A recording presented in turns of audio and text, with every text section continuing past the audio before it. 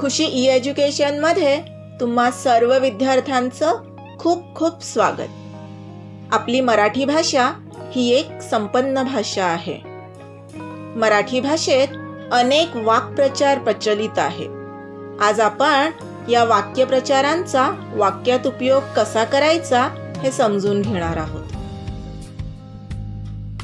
उंडारणे म्हणजे फिरणे किंवा भटकणे, आणि या वाक्प्रचारापासूनचं वाक्य तयार होतंय, आम्ही गावी गेल्यावर शेतभर उंडारतो।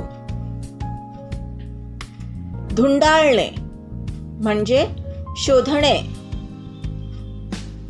आता आपण यापासून वाक्य तयार करूयात। आमची मनी मांजर काल तिच्या पिल्लाला घरभर धुंडाळत होती।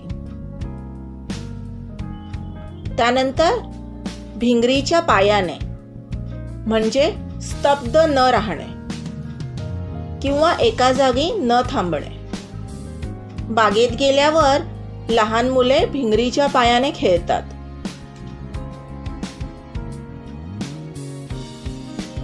कपाळाला हात लावणे याचा अर्थ आहे वैतागणे।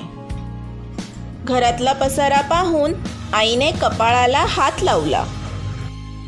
सोपं आहे ना वाक्प्रचारापासून वाक्य तयार करणे आणि त्याचा अर्थ समजून घेणे।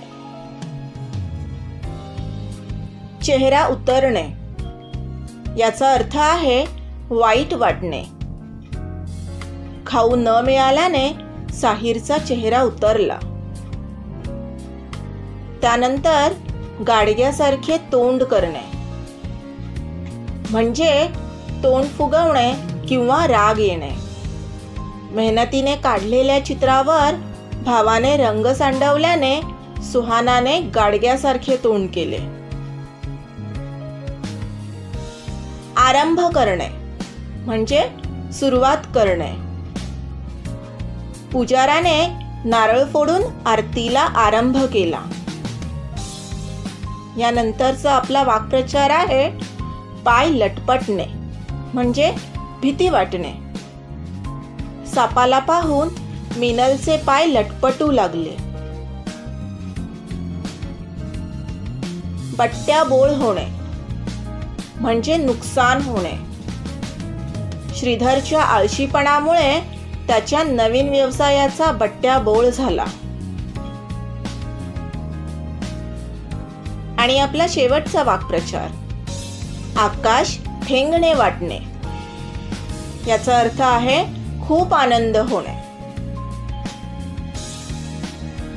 आणि यापासून आपलं वाक्य तयार होतंय, शर्यतीत जिंकल्यानंतर सुहानाला आकाश ठेंगणे वाटू लागले। मजा येते की नाही वाक्प्रचारांचा अर्थ आणि त्यापासून वाक्य तयार करताना?